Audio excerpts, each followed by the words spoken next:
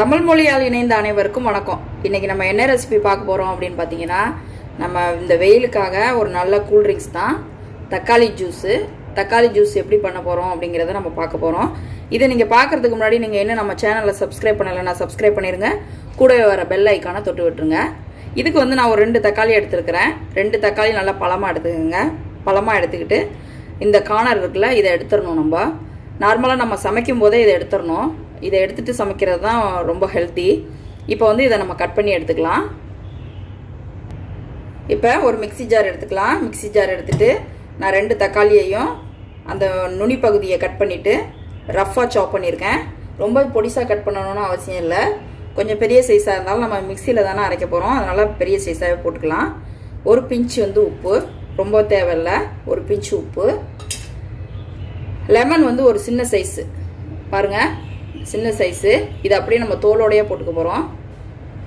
Lemon சேர்த்து அரைக்கிறதுனால ரொம்ப டேஸ்ட்டாகவே இருக்கும், ரொம்ப ரிஃப்ரெஷ்ஷாகவும் இருக்கும். இதையும் நம்ம அப்படியே சேர்த்துடலாம். சேர்த்துட்டு ஒரு கிராம்பு, ஒரே ஒரு கிராம்பு. இதை நம்ம அப்படியே போட்டோம்னாக்கா அரைப்படாது, அதனால் கல்லில் வச்சு லைட்டாக தட்டிட்டு போட்டிருக்கேன். தட்டிட்டு இதில் சேர்த்துடலாம். இப்போ வந்து சுகரு, உங்களுக்கு வந்து தேன் சேர்க்கணும், வெல்லம் சேர்க்கணும் அப்படின்னாக்கா நீங்கள் சேர்த்துக்கலாம். நான் வந்து இன்றைக்கி சுகர் எடுத்துக்கிறேன். எனக்கு வந்து இதுக்கு வந்து 1.5 டீஸ்பூன் போட்டுக்கிறேன். போட்டுட்டு ஒரு 1/2 டம்ளர் தண்ணி ஊற்றி நல்லா ஃபைனாக அரைச்சி வடிகட்டி எடுத்துக்க வேண்டியதான். இந்த தக்காளி ஜூஸ் குடிக்கிறதுனால நம்ம உடம்புக்கு வந்து ரொம்பவே ஹெல்த்து. ரொம்ப ஸ்கின்னெல்லாம் வந்து நல்லா க்ளோவாகும். இது வந்து சிறுநீரக பிரச்சனை இருக்கிறவங்க மட்டும் எடுத்துக்கக்கூடாது, மற்ற எல்லாருமே எடுத்துக்கலாம். இப்போ நம்ம அரைச்சிட்டு வந்துடுவோம். பாருங்கள், நல்லா ஃபைனாக அரைச்சி எடுத்துகிட்டு வந்துட்டோம். இப்போ இதுக்கப்புறம் நம்ம வடிகட்டி வச்சு வடிகட்டிக்கலாம். உங்களால் அப்படியே குடிக்க முடியும் அப்படின்னு நீங்கள் நினச்சிங்கனாக்கா அப்படியே கூட குடிக்கலாம். ஆனால் குழந்தைங்களுக்கெல்லாம் கொடுக்குறீங்கனாக்கா வடிகட்டிட்டு கொடுத்தீங்கனாக்கா அவங்க விரும்பி சாப்பிடுவாங்க.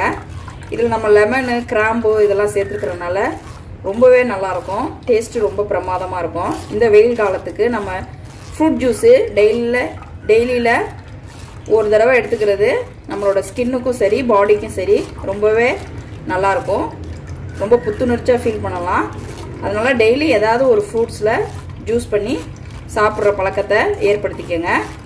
இப்போ இது மாதிரி நல்லா வடிகட்டிக்கலாம். உங்களுக்கு ஐஸ் கட்டி வேணும்னா ஐஸ் கட்டியோட சர்வ் பண்ணுங்கள். ஐஸ் கட்டி வேண்டாம்னா ப்ளெயினாகவே நீங்கள் சாப்பிட்லாம். உங்களுக்கு இப்போ உங்கள்கிட்ட புதினா இருந்துச்சுன்னா புதினா கூட ஒரே ஒரு இலை போட்டுக்கிட்டிங்கன்னா இன்னும் டேஸ்ட்டு வந்து ரொம்ப நல்லாயிருக்கும். இப்போ இந்த சக்கையை வந்து நம்ம த்ரோ பண்ணிடாமல் இதை கூட நம்ம ஃபேஸ் பேக்காக போட்டு யூஸ் பண்ணிக்கலாம். இதில் நம்ம கிராம்பு, சுகர் இதுதான் சேர்த்துருக்குறோம்.